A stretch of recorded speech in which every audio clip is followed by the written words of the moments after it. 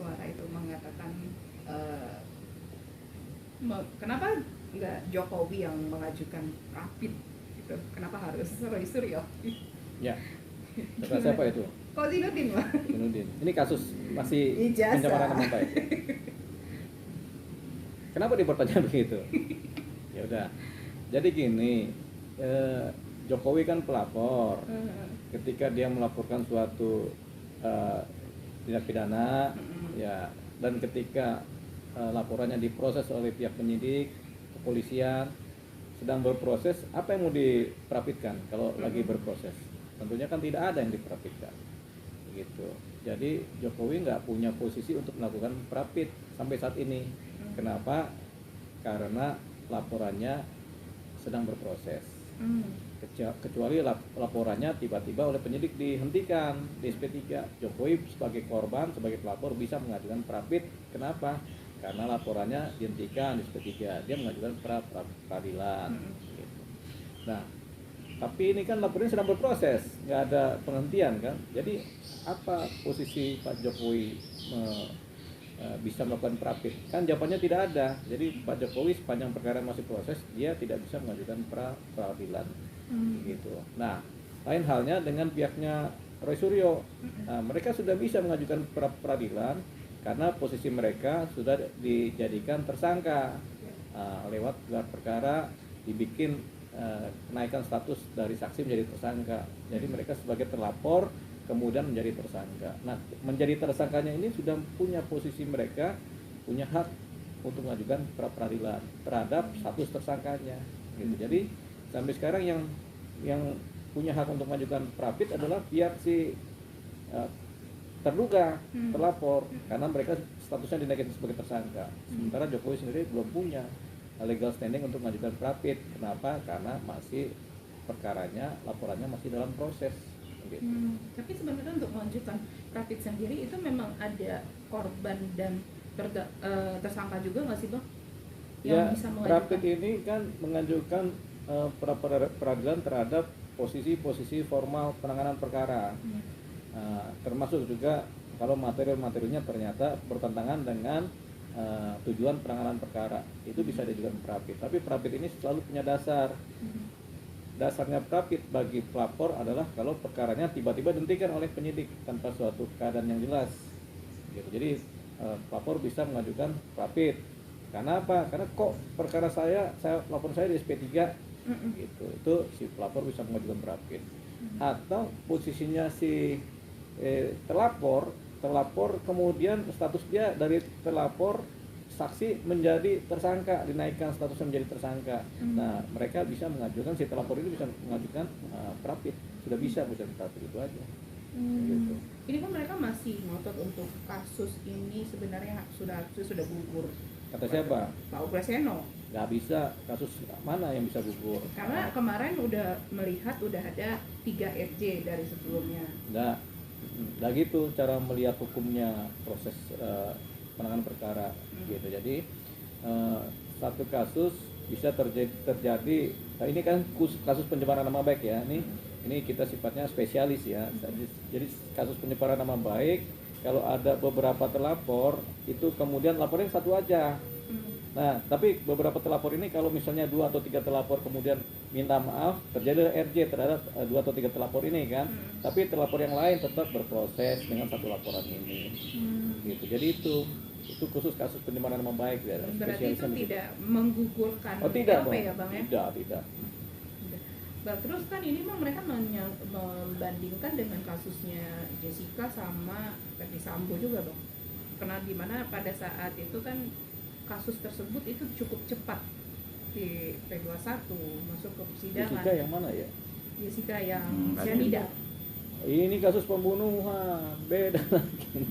Jadi gini, kasus-kasus pembunuhan itu kenapa kadang-kadang cepat? Karena bukti-buktinya itu udah cepat juga didapat begitu. Kasus pembunuhan ini ngaku, terus kemudian pelakunya ngaku, terus cyanidanya ada misalnya begitu kan.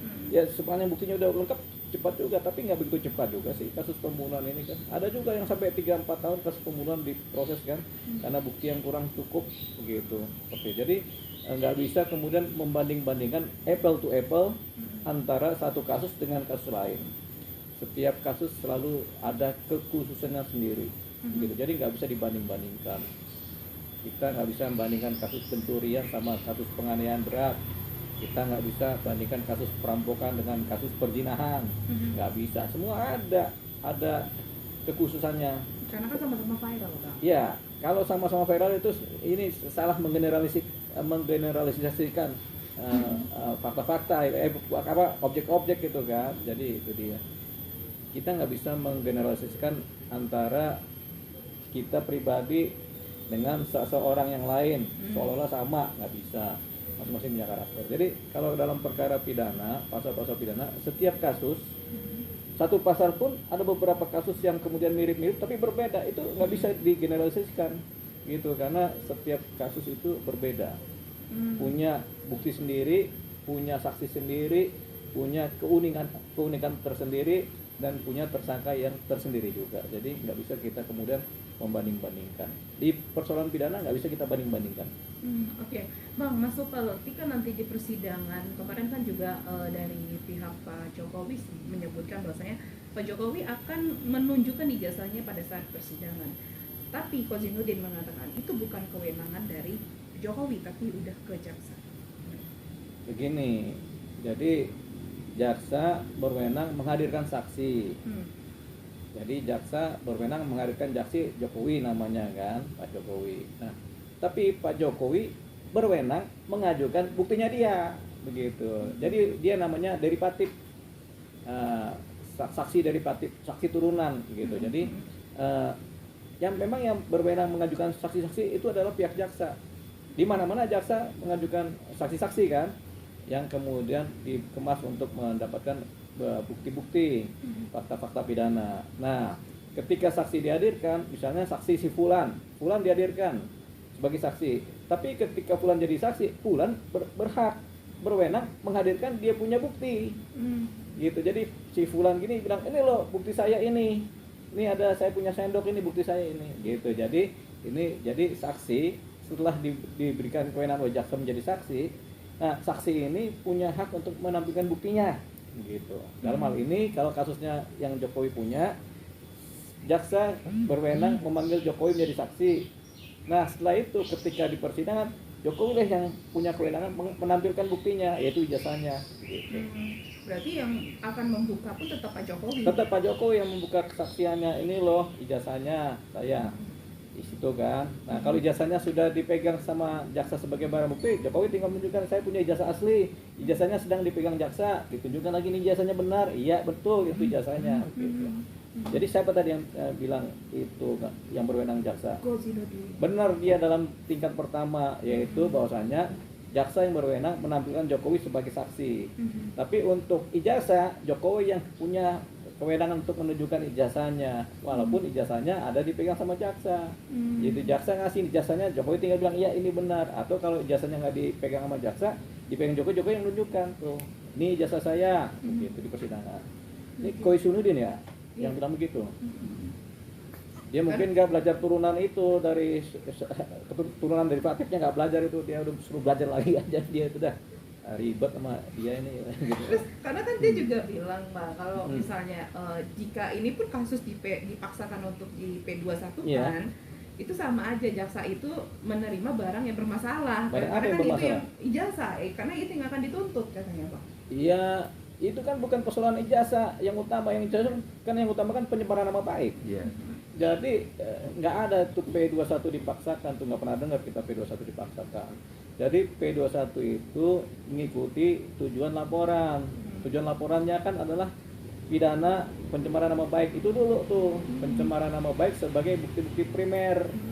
Begitu. Apa aja tuh bukti primer pencemaran nama baik, yaitu pada satu ketika dalam suatu acara, misalnya Roy Suryo menghina-hina Jokowi dengan bilang jasa palsu di suatu gedung, nah itu primer. Buktinya apa aja? Satu, peristiwa hukum kan, peristiwa hukum berikutnya lagi demo, si Roy Suryo misalnya bilang tuh ijazah palsu begini-begini, dihina-hina Jokowi, itu kedua kan, peristiwa hukum kedua kan, itu kan bukti-bukti primernya. Mengenai ijazahnya itu bukti yang lain, bukti sekunder, bukti untuk menguatkan bahwasanya dia bilang Jokowi ijazah palsu, ternyata ini ijazahnya asli, itu dijadikan bukti juga gitu. Jadi nggak bisa kemudian kebolak-balik ini pola pikir seorang sahabat pengacara kebolak-balik.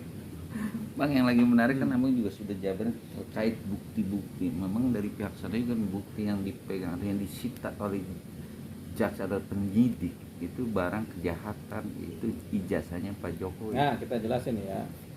Setiap barang yang disita bukan saja barang untuk tindakan kejahatan. Jadi ada macam-macam nih barang bukti. Barang bukti pertama adalah barang bukti yang dipakai untuk kejahatan. Barang bukti kedua adalah barang bukti yang menyatakan itu loh kejahatannya, begitu. Jadi ada barang bukti yang bukan dipakai untuk kejahatan, tapi barang bukti untuk menunjukkan adanya kejahatan, begitu. Jadi ada dua jenis barang bukti. Barang bukti pertama adalah barang bukti yang dipakai untuk kejahatan, misalnya pisau dipakai untuk kejahatan, itu barang bukti pertama kan. Nah, barang bukti kedua adalah barang bukti yang menunjukkan adanya kejahatan, misalnya CCTV. Tuh, ini bukti CCTV-nya itu tuh dia bikin jahat jadi gitu. Jadi yang ijazah ini adalah barang bukti kedua tuh yang dipakai untuk menunjukkan adanya suatu kejahatan. Itu ijazah nih. Jadi ijazah ini sama kayak CCTV. Sementara pisau itu barang yang dipakai untuk kejahatan, barang bukti. Jadi barang bukti itu ada dua. Barang bukti yang dipakai untuk kejahatan, misalnya pistol dipakai untuk membunuh, parang dipakai untuk membacok, itu barang bukti yang dipakai untuk kejahatan. Tapi ada barang bukti juga yang untuk menunjukkan adanya kejahatan, contohnya CCTV, atau kalau kasusnya pencemaran nama baik Jokowi ijazah, itu untuk menunjukkan adanya kejahatan, begitu. Tapi kalau barang buktinya seorang ijazah itu dikatakan asli tapi disita, apa maksud dari penyitaan? Semua itu? Barang yang kemudian jadi barang bukti ya tentunya disita oleh pihak penyidik atau jaksa, karena untuk dipakai menjadi barang bukti kan. Gitu, jadi barang bukti utama yang asli kan. Gitu. Jadi baik barang bukti yang dipakai untuk kejahatan maupun barang bukti yang dipakai untuk menunjukkan suatu kejahatan, dua-duanya disita. Karena hanya dikenal kata sita. Sita itu diambil alih dari pemiliknya untuk dipakai untuk kepentingan pro justisia oleh penyidik dan oleh jaksa. Gitu. Tapi perbedaan yang barang bukti pembuktian keaslian memang asli dengan pembuktian bahwa si Tim Roy Suryo itu jadi tersangka, bedanya di mana? Barang bukti yang dikatakan dia jadi tersangka itu pasti barang bukti kejahatan, Bang. Itu beda nggak dengan? Ya, beda. Jadi gini, barang bukti. Jadi dalam kasus Roy Suryo, barang bukti yang dipakai untuk kejahatan itu misalnya dia pakai misalnya sarana adalah mic. Mic dia teriak-teriak tuh pakai mic, pakai akun YouTube. Nah itu barang bukti yang dipakai untuk kejahatan. Dia pakai akun untuk menyebarluaskan ceritanya tentang pencemaran nama baik gitu kan. Itu barang bukti. Atau dia pakai kertas dituliskan tentang penghinaan-penghinaan dia bacakan. Nah, itu barang bukti yang dipakai untuk kejahatan. Ada barang bukti yang dipakai untuk menunjukkan kejahatan. Gitu. Dalam hal ini adalah CCTV misalnya. Tuh dia lagi ini CCTV dari gedung. Itu menunjukkan kejahatan, atau kamera. Nah, itu dipakai untuk menunjukkan kejahatan. Sama juga ijazah. Nah, ini ijazah ini kan dipakai untuk menunjukkan adanya kejahatan. Kenapa ijazah ini sudah terkonfirmasi ini asli? Kenapa kita bisa bilang ini asli atau penyidik bilang asli? Karena ini dikeluarkan oleh lembaga yang berwenang, diakui sebagai valid. Ya, oleh siapa? Oleh UGM. Ya itu dipakai. Ini kemudian disita nih jasanya, ijazah asli. Nanti disita dulu untuk dipakai menunjukkan adanya suatu tindak pidana pencemaran nama baik sebagai salah satu bukti menunjukkan adanya tindak pidana pencemaran nama baik. Tapi kalau bicara disita, walaupun ya ijazah itu memang diantarkan langsung loh sama Pak Jokowi untuk membuktikan bahwa ijazahnya asli. Kalau nanti dia katakan bisa diambil lagi tuh bisa aja. Ya bisa, setelah sidang selesai, proses hukum selesai dikembalikan. Dengan sebelum proses ini atau dipegang dulu di rumahnya nanti kalau pas. Jadi begini, kalau ijazah yang dipakai untuk menunjukkan kejahatan pada umumnya dikembalikan. Iya kan? Nih loh, menjadi bukti adanya kejahatan ini dikembalikan kepada pemiliknya. Tapi kalau barang bukti ini dipakai sebagai sarana kejahatan, sebagai sarana, itu dimusnahkan pada umumnya. Begitu. Misalnya pistol dipakai untuk menembak, itu dimusnahkan. gitu. Pisau dipakai untuk membunuh, itu dimusnahkan. Gitu. Tapi CCTV yang dipakai untuk menunjukkan adanya suatu adegan kejahatan, menunjukkan itu bisa dikembalikan kepada pemiliknya. Gitu. Jadi clear itu bukan barang sitaan kejahatan dalam konteks. Iya kan tadi ada 2 barang sitaan itu kan. Iya. Yang satu dari Rasul menjadikan tersangka, itu barang bukti pasti ada valid kan. Iya, valid. Bukti-bukti bahwa dia mencemarkan nama baik, ini Iya. undang-undang ITE kan. Nah kalau Pak Jokowi kan cuma mengantarkan bahwa dia jasanya asli. Iya, Ya. jasa asli. Bergeser dengan itu Bang, juga yang tadi juga sudah ditanyakan sama Vivi soal RJ. RJ ini kan konteksnya katanya sudah clear, close. Kalau 3 orang itu dia penghentian. Nah Ya. perbedaan penghentian ini kan konteksnya Pak Jokowi meresmi untuk RJ bahwa perkara ini selesai. Ya. Beda dengan katanya kalau penyidik, ini kan ranahnya penyidik apa ranahnya seorang terlapor untuk mengatakan itu RJ 3 orang itu. Pelapor apa pelapor? Terlapor yaitu Pak Jokowi. Pelapor. Hmm. Pelapor. Hmm. Jadi hukum kita mengatur sekarang restoratif justice. Betul. Restoratif justice ini adalah hak yang diberikan kepada pelapor dan hak yang diberikan kepada pelapor untuk saling berdamai, Betul. untuk mencapai keadilan yang hakiki melalui Betul. perdamaian. Oke. Nah, jadi itu fasilitas diberikan oleh hukum. Dalam hal ini yang melakukan ini nanti adalah penyidik. Nah, penyidik memberikan hak ini kepada para pihak untuk RJ kalian. Kalau terjadi RJ, penyidik meramu lagi karena sudah RJ, kemudian penyidik menghentikan perkaranya khusus antara pelapor dengan terlapor dengan peristiwa hukumnya dihentikan, namanya SP3 dihentikan, keluarnya surat penghentian penyidikan kan begitu. Jadi SP3 dah beres.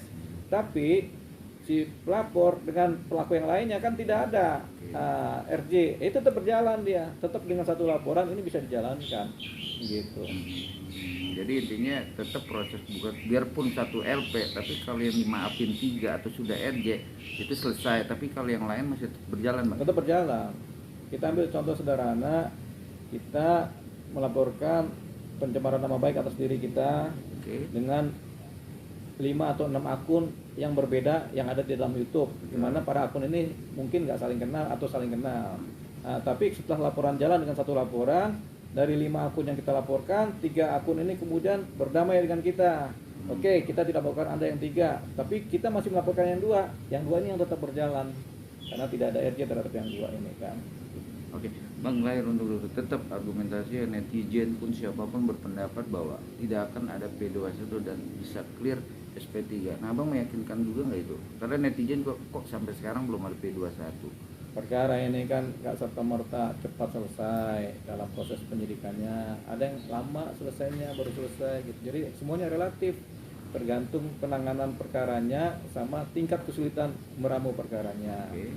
Dalam kasusnya Pak Jokowi ini rasanya masih standar-standar aja. Dia sebagai pelapor ya. Kenapa? Karena yang menjadi domain kasusnya kan pencemaran nama baik. Kemudian yang dicemarkan Pak Jokowi. Kemudian objeknya masa kuliah Pak Jokowi sama masa dia mendapatkan ijazah. Itu tahunnya kan tahun 85. Iya kan? Kita paham nggak sih rata-rata penyidik itu umurnya 30-an tahun semua, 35. Itu rata-rata mereka sendiri kadang-kadang belum lahir pada masa itu, termasuk jaksanya. Jadi untuk mengulik masa lalu itu setengah mati sebenarnya.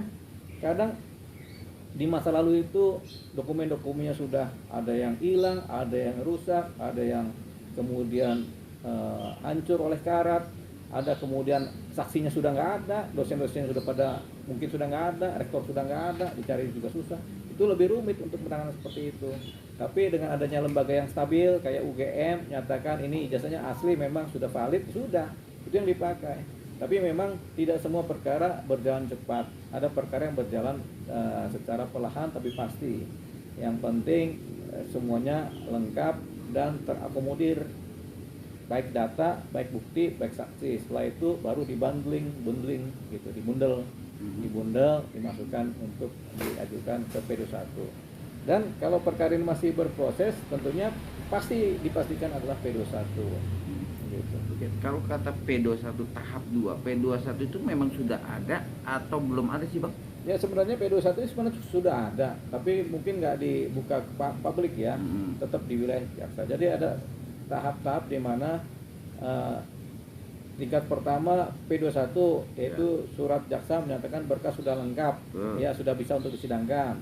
Tapi mungkin ada juga yang secara typo di tiap-tiap, mungkin di dokumen-dokumen itu ada salah ketik, salah apa itu diperbaikin secara parsial begitu. Jadi dalam proses atau dalam P21 pun masih ada tuh koreksi-koreksi itu. Terutama typo sama mungkin halaman kurang, mungkin tanda baca yang salah, itu yang dibenahi supaya tidak menimbulkan salah tafsir kan.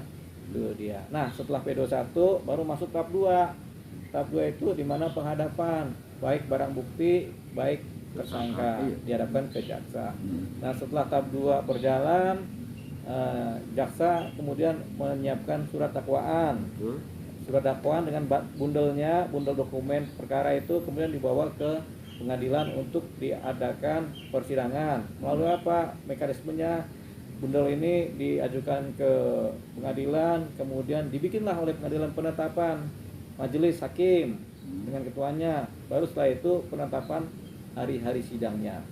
Bang, bahwa proses yang abang jabarkan memang agak sulit karena ini kan pembuktian dengan umur ijazah itu yang tahun 85.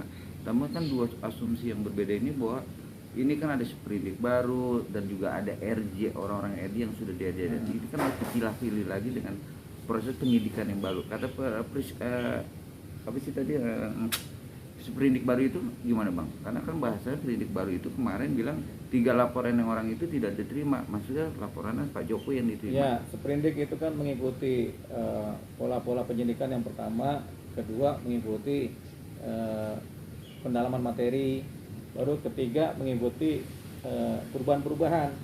Perubahan apa? Bisa perubahan si penyidiknya.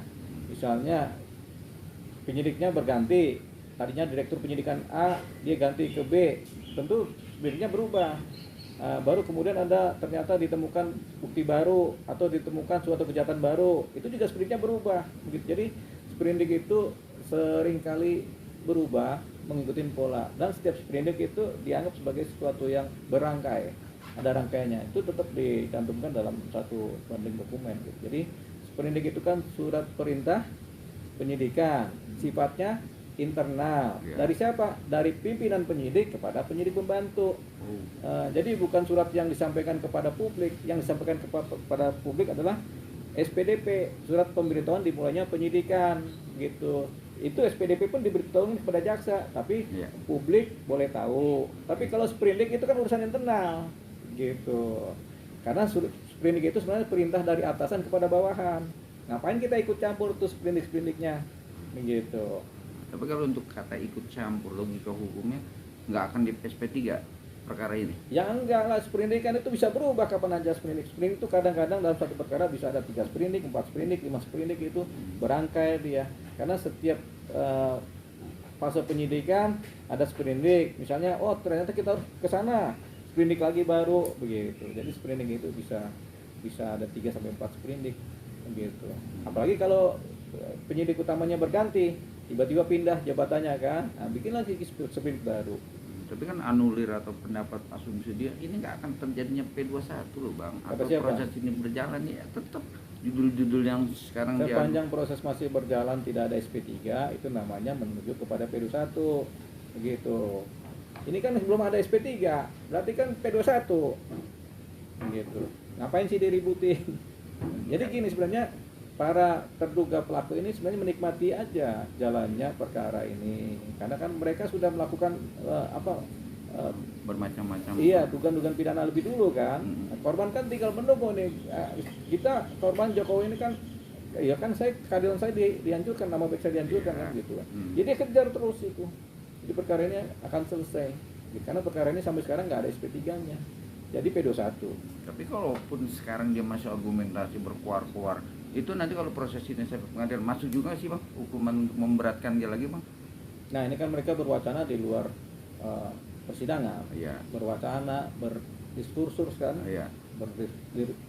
diskursus di luar persidangan ribut gitu kan. Ributnya kan cuma di dunia publik aja, tapi kan dunia hukum itu agak berbeda dengan dunia publik ya. Hukum akan berjalan terus. Tapi kan Pak Jokowi juga tetap aja merasa ya sakit hati lah. Kan sudah ada proses, tapi di semua tempat plafon yang masuk ke 99% palsu begitu. Ya itu kan, jadi kan pencemaran nama baiknya sampai sekarang masih berjalan. Kalau sampai sekarang masih mencemarkan Jokowi aja, Nah itu dia. ada potensi diskresi dari kejaksaan yang menangani perkara untuk menahan. Gitu. Kalau masih tetap mencemarkan, karena kan tindak pidana berulang. Nah itu ya. Gitu. Itu ada potensi ditahan. Gitu. Oke.